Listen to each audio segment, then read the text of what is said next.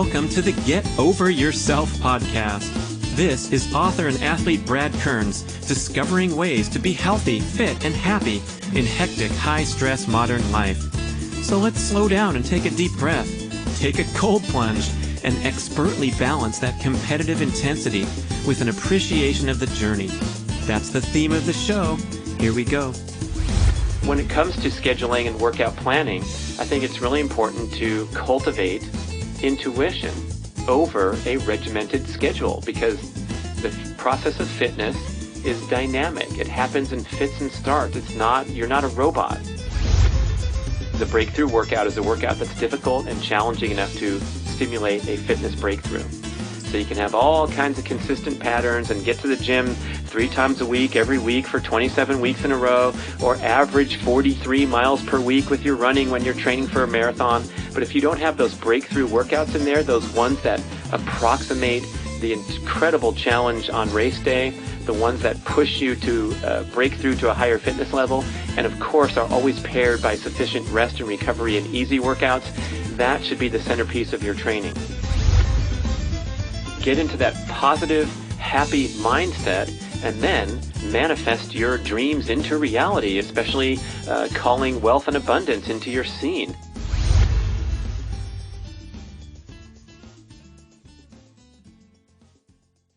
Let's talk about ancestral supplements.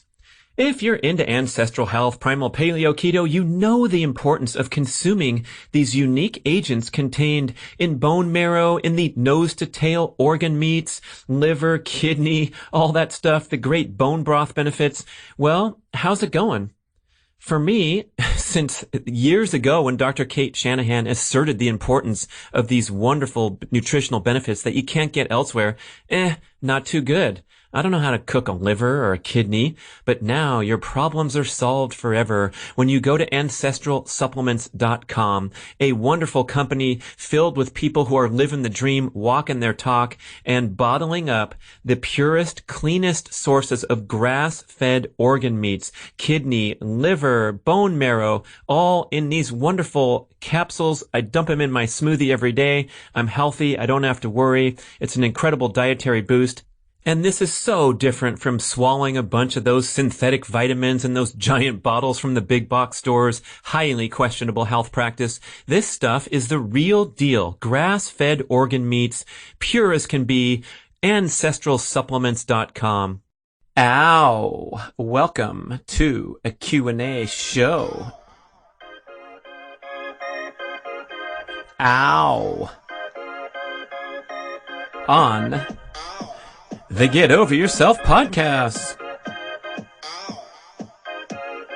Hi, listeners. Thank you to those who wrote in getoveryourselfpodcast@gmail.com with your thoughtful questions, comments, feedback, and success stories. I particularly enjoy hearing real people out there listening since, mind you, I'm recording this show in a very small recording studio / hall closet, disconnected from other humans. And what's especially cool is hearing from people around the world. Oh my gosh, the power of the modern digital age and the exchange of information so smoothly and efficiently. We're all connected here on the podcast. And our first question comes from David.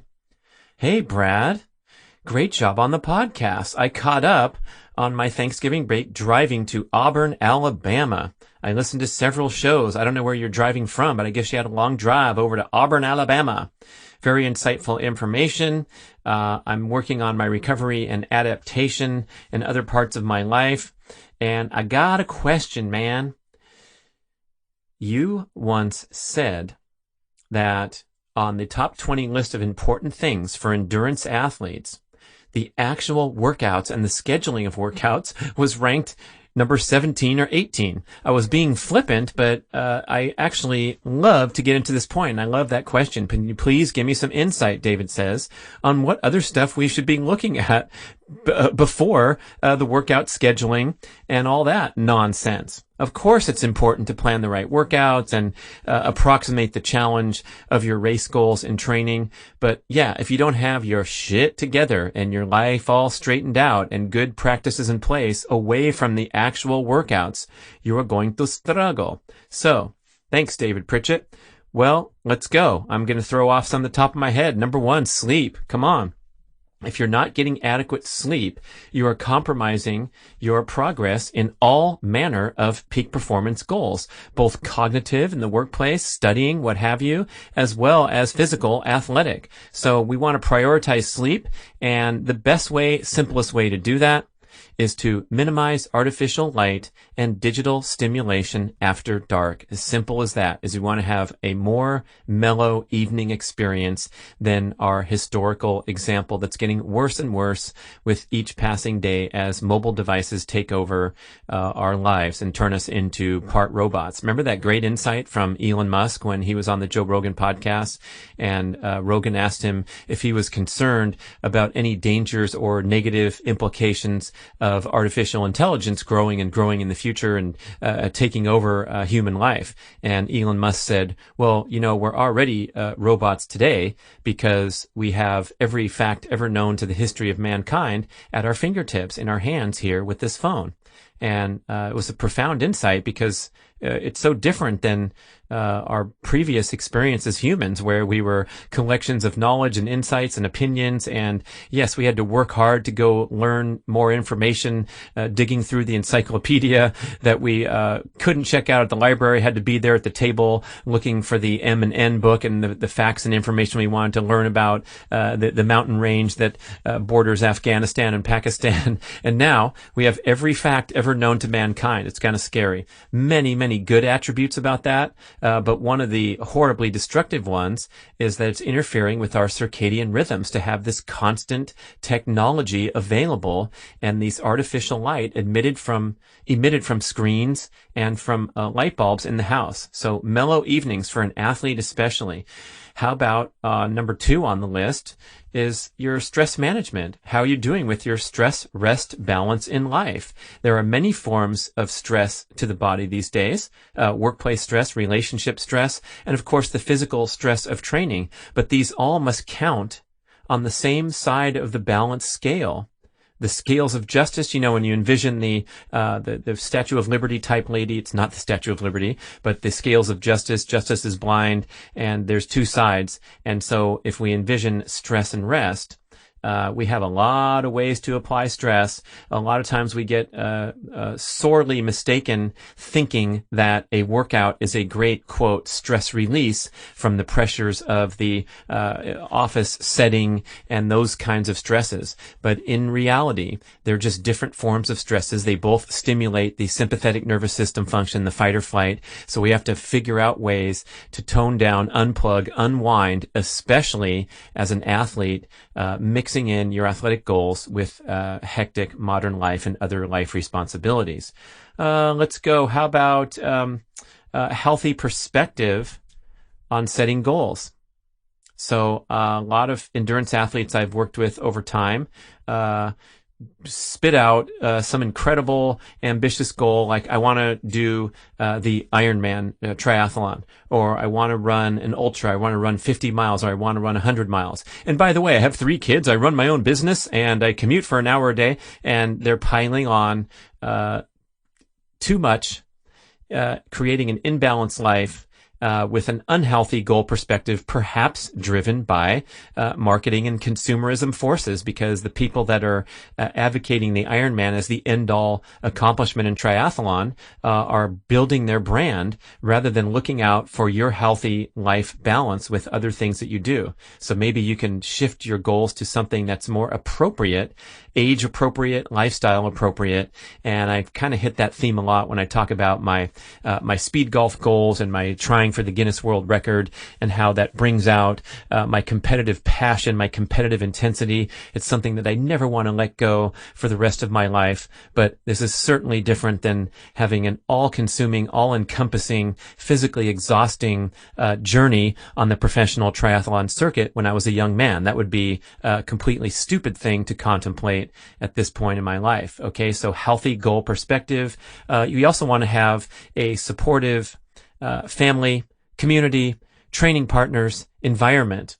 So whatever goals you're pursuing, if you don't have 100% buy-in from your wife, your kids, your husband, your elderly people that you're taking care of, whatever's going on in your life, your true core responsibilities, if that's not supportive, if it's in conflict with that, then we got some real problems, because there's going to be negative energy coming into the mix. And I also see this quite often in the extreme endurance scene, where people are doing high hour time consumption endeavors that's taking them away from perhaps more important or more fulfilling responsibilities if you were to just face these issues. And sometimes it's an escape, right? So, oh my gosh, when my kids were of the proper ages where they had an athletic experience of their own, I didn't want to miss a single thing. I wouldn't imagine doing a single workout that would take me away from soccer practice. Thankfully, I was the coach, so I had to be there. But I love to absorb every bit of that because it was over with so quickly.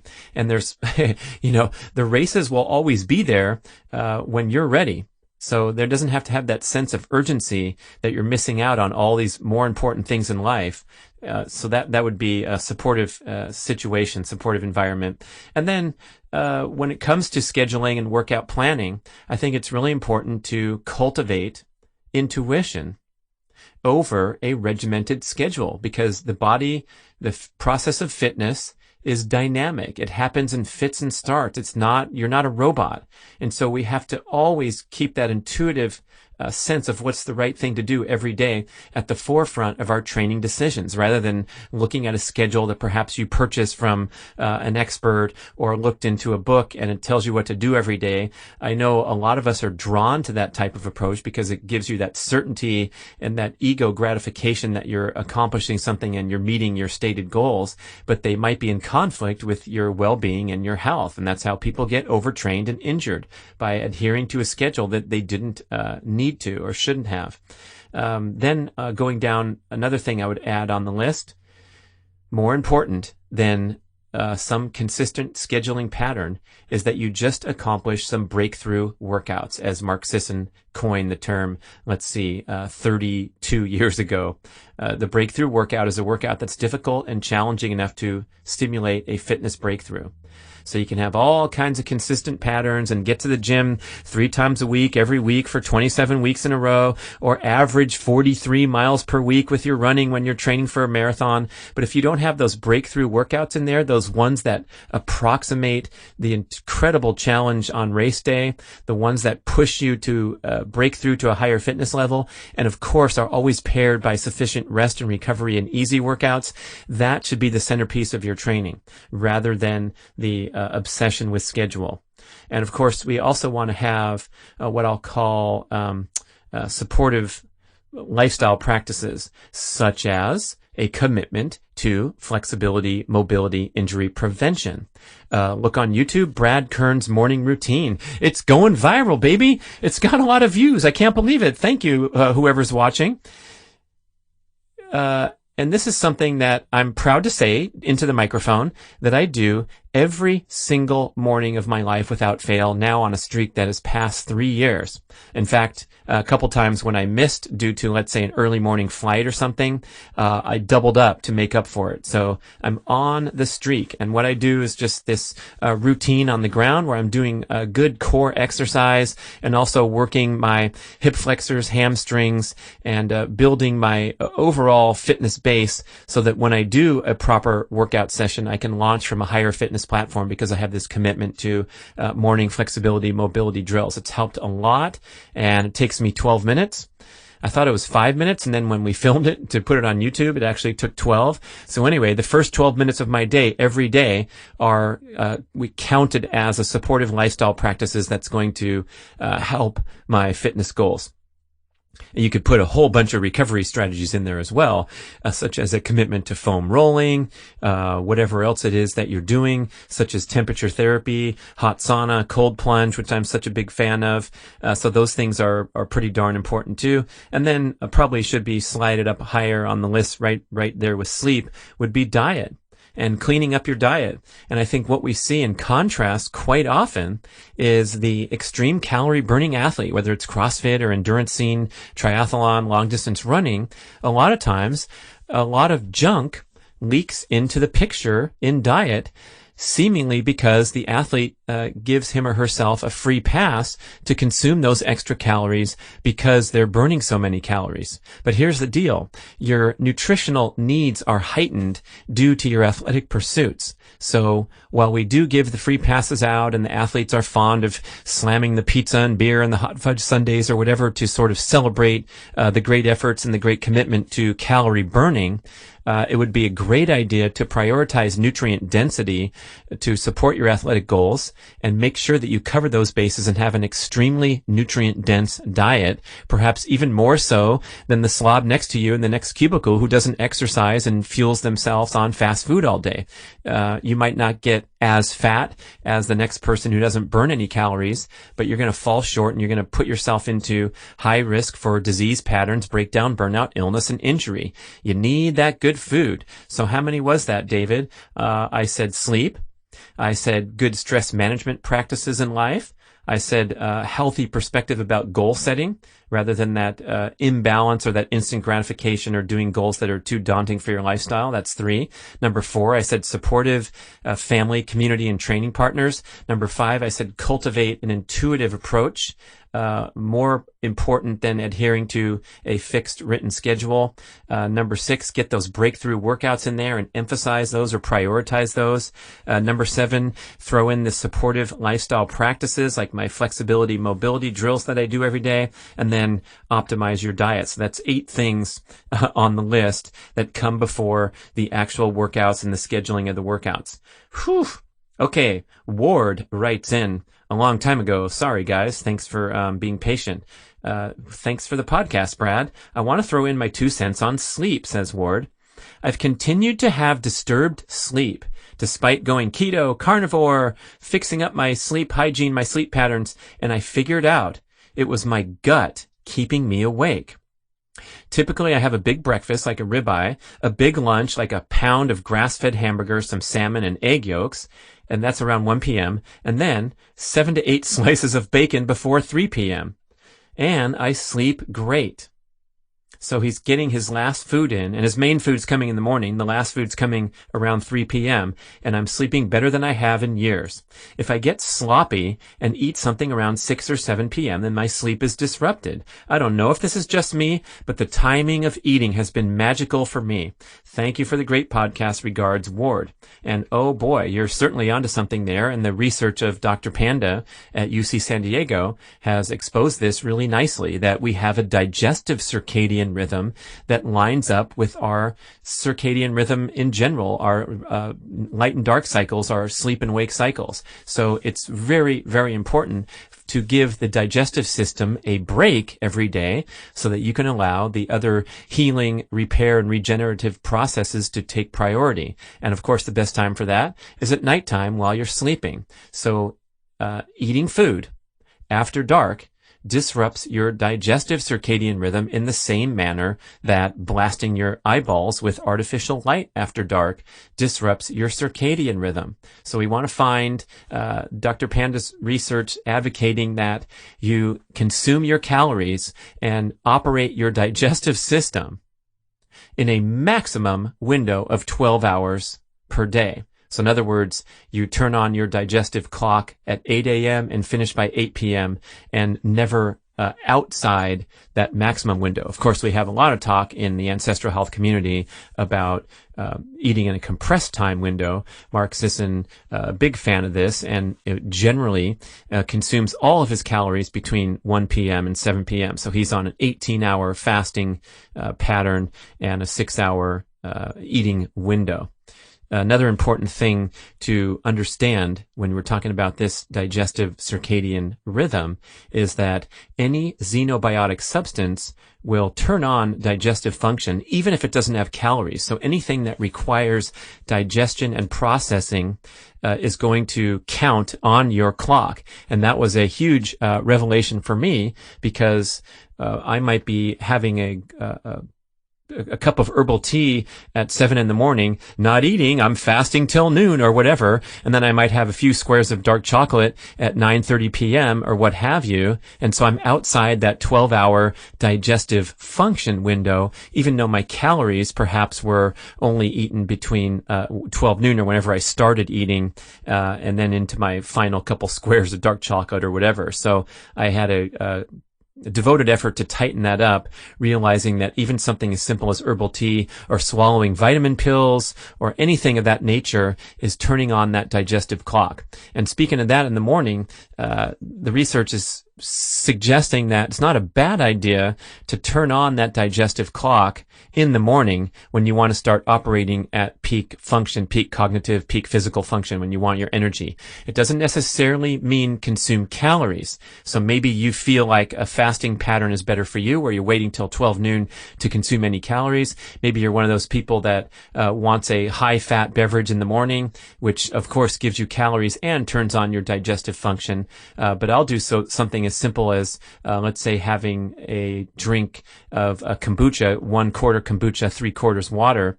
So something's going on, and my digestive tract has been triggered to turn on and get my energy levels going. So you can try that as a strategy, but respect that 12-hour window. Okay, good job, Ward. Way to prioritize your caloric intake to support sleep. Here's Felix. I just heard about the poor guy with vitiligo. That's the pigment producing cells stop producing melanin and lighten up out of sync with the surrounding skin. So Michael Jackson was a prominent sufferer of that, and you can probably reference the skin condition with some familiarity. Dr. Gundry, in his book The Plant Paradox, goes into detail, and he is pretty darn sure that vitiligo is caused by an intolerance to lectins. Very well, the listener who wrote in complaining about that might have increased his consumption of nightshades while doing keto. So nightshades are the group of plants that have that distinctive color, eggplant, tomato, things in that family, nightshade family. And it turns out that a lot of people are sensitive to them. And so the elimination of nightshades, that's part of the FODMAP diet, where you're eliminating certain plant foods that you may be reactive to, has resulted in great success for people, especially with mysterious inflammatory conditions, especially relating to skin conditions. So I've engaged with several people that have very frustrating psoriasis that can't be cured by drugs or by typical traditional approaches, and have achieved success doing radical things like trying the carnivore diet. Dr. Paul Saladino references patient success with long-term conditions like psoriasis. Other people are talking about how irritable bowel, fibromyalgia, inflammatory or autoimmune conditions can be improved when the suffering is just too much and you're finally willing to try a dietary intervention. Some great successes have been reported out there. So what do you have to lose? Not much. And it's funny because I've just in recent times come across two people where the idea was floated out there that, hey, maybe you might even want to try a carnivore diet for 30 days because these people are healing miraculously. You can look at meatheals.com and see all these success stories, or listen to Michaela Peterson on the Joe Rogan show talk about her transformation in health, extreme health problems that immediately transformed when she eliminated all plant foods. It turns out a lot of people are reactive to the anti-nutrients contained in all manner of fruits, vegetables, seeds, grains.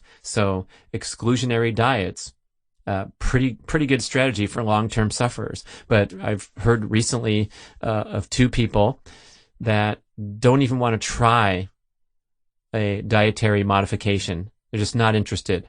So I guess I'm going to conclude they'd rather suffer with these horrible conditions that they've had for so long, thinking that the diet is not going to matter, possibly influenced by someone in the medical profession that discounted the importance or the association of diet to psoriasis, diet to irritable bowel, colitis, what have you. So, think what you want. Form your beliefs and spout them to the world. But I feel like it's worth trying something, right? Especially when you have tremendous anecdotal evidence that people are healing from crazy stuff by changing their diet. Okay, that's my pitch for the day. How about that? Okay, next. Hey, Brad, thanks for all the great work on the podcast. I appreciate it. Thank you for writing in. My question is, how do I, the middle-aged novice trainee, reconcile two diametrically opposed viewpoints like the Primal Endurance versus Brian McKenzie's CrossFit Endurance? I've studied both, and it seems like I can't have it both ways. Or are they more similar than I think they are? Does it come down to n equals 1? Okay. Well, that's a great topic. It's been bantered about extensively in the endurance community. So just to set the stage, and I did a great podcast with Brian McKenzie early in the archive. So go look for that one. And Brian's the guy who popularized the CrossFit endurance movement, applying the fundamentals of CrossFit, those explosive and varied training exercises, to the specific goal of endurance performance. So historically, endurance athletes have trained in a pretty linear and narrow manner, where the marathon runner is just going out there and trying to put in as many miles as possible in the straightforward exercise of running down the road. Same with the triathlete, is swimming laps, pedaling their bicycle, and putting in miles on the road. And so we have these straightforward sports that require a tremendous amount of cardiovascular endurance and quite a bit of muscular endurance as well. But the training has been pretty specific and narrow. And so the evolution of this approach was to integrate things like brief explosive efforts, or things that were considered cross-training. So if you go and look at a CrossFit endurance workout model, you're going to see people aspiring to perform in a marathon or an ultra or a long-distance triathlon doing a set of box jumps, or grabbing the heavy rope and doing the wiggle on the rope, working their upper body, doing pull-ups, inverted handstands, all kinds of crazy stuff. Now, what do you think happens when your system fatigues at the end of a long-distance endurance efforts? So you see the marathon runners looking great at mile 4, mile 12, and then at mile 20, they're shuffling along because their hip flexors have blown out, their lower back is destabilized, everything's fallen apart, and while they still have a massive aerobic engine, they're not putting out a lot of explosive energy into each foot strike that's getting them to the finish line at the pace that they want, because their muscular endurance has fallen apart. So when you are not able to preserve optimal technique for the duration of your endurance event, you are going to suffer an extreme decline in performance. And that's where these alternative training modalities might come in. So when you get to mile 20 on the marathon, and that tremendous fatigue that's occurred, where the muscle breakdown is occurring, you can't approximate that in training day after day, because you can't run 20 hard miles every single day in training. But when you get into the gym and get under a loaded squat bar and do your 7th and 8th rep, when your muscles are near failure point, you're kind of in a way approximating what's happening at mile 20 of the marathon. So you're getting a tremendous training effect by doing the brief explosive work that has long been neglected by endurance athletes. Okay, that's great. And now here we get to the complex part of the story. Your greatest return on investment as an endurance athlete is obviously going to be sport-specific training and improving your cardiovascular function, improving your aerobic efficiency. That's the centerpiece of the Primal Endurance story that's conveyed so well in the digital course and in the book, is you got to build that base and become more and more efficient at burning fat, such that you can proceed at a faster and faster pace and still be in the fat burning zone. So the majority of your training should be comfortably paced in the fat burning zone, conveyed by the maximum aerobic heart rate of 180 minus your age in beats per minute. So now I'm almost 55 years old. My 180 minus age magic number is 125 beats per minute. That ensures that I'm doing an aerobic exercise that emphasizes fat burning and not drifting into those anaerobic heart rates that can cause easy breakdown and fitness regression. So that's the centerpiece of any endurance training program. Now, where does the explosive stuff come in? A little goes a long way. And so during focus periods of your training where you're introducing this high intensity stuff, you can de-emphasize the aerobic work and all the miles and hours that you're putting in favor of putting in some impressive work in the gym. And they all go hand in hand and they go well together, especially when you follow a periodized approach, which is where you really focus on endurance for a dedicated period of time of the year, where you're just jogging, you're pedaling, you're building the base, you're not risking injury by going faster, and you're getting stronger and stronger and stronger. And then one day you're ready to introduce a high intensity phase of training where you might do shorter workouts at a faster pace and also might get into the gym and try some of this novel CrossFit endurance type of exercise where you're challenging yourself in different ways than just jogging down the road.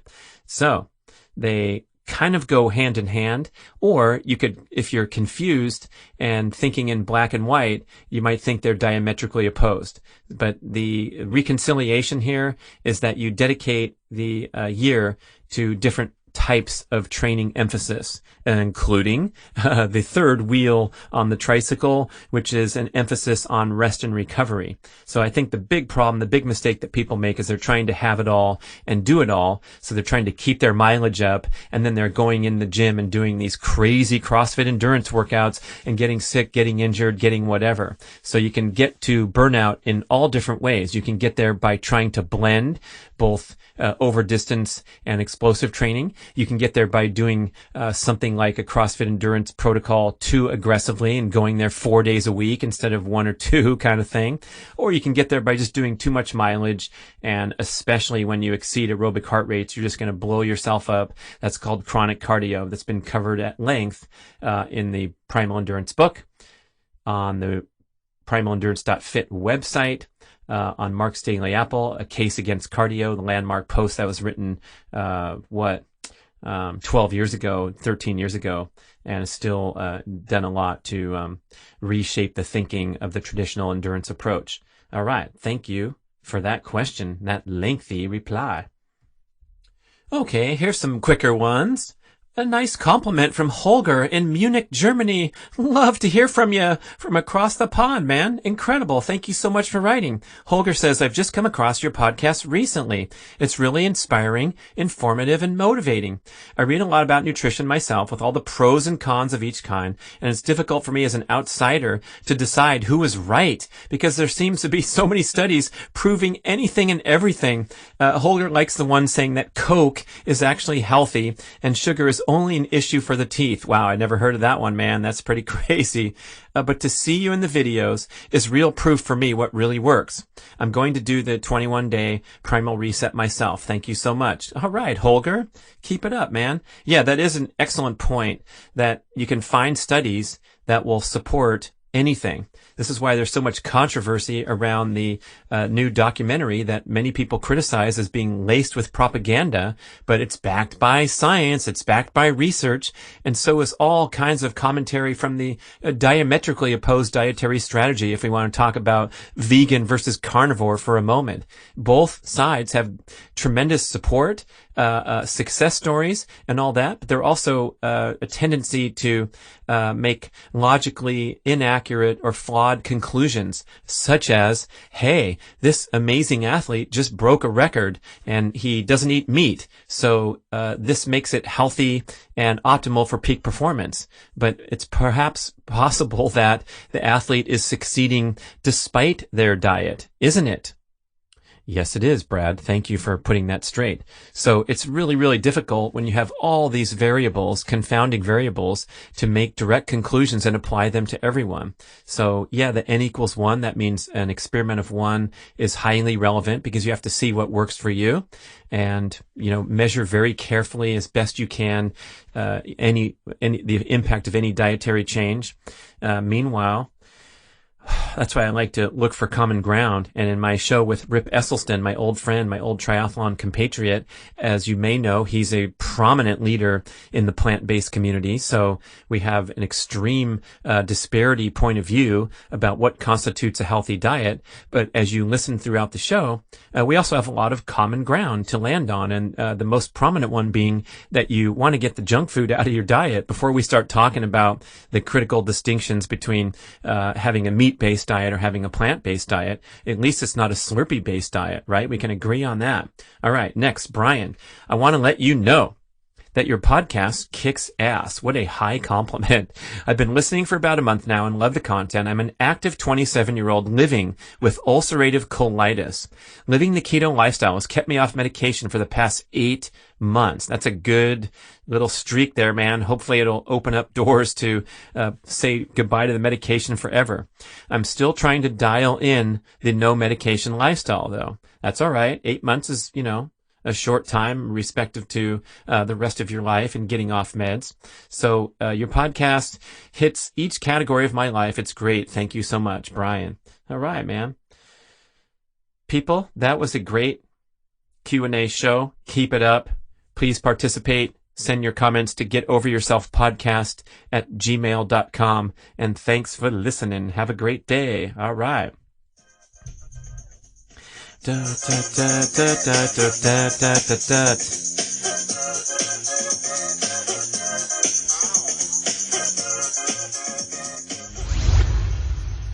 Thank you for listening to the show. We would love your feedback at getoveryourselfpodcast@gmail.com.